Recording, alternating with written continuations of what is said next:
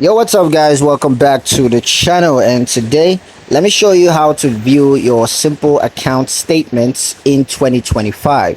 This is going to be a quick video. We're not going to waste much time on this topic. I'm just going to give you guys a very quick step-by-step guide on how to get this done. So let's jump straight into the video. Now the first step, of course, is going to be to log into your simple account. So go ahead and log into your simple account using your email address and your password. Of course, you can choose to log in on Simple's mobile app, or you can choose to log in on the online website. Now once you're logged into your account, just click on the accounts button that's in the top navigation bar, and then from the drop down menu you're going to select statements.